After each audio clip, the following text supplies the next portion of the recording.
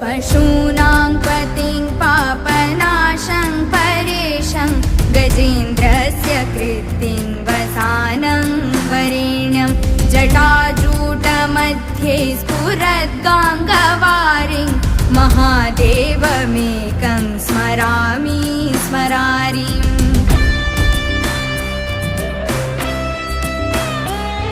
महेशं सुरेशं सुरारार्तिनाशं विभुं विश्वनाथं विभूत्यङ्गभूषं विरूपाक्षमिन्द्वर्कवह्नित्रिनेत्रं सदानन्दमीडे प्रभुं पञ्चवक्त्रम्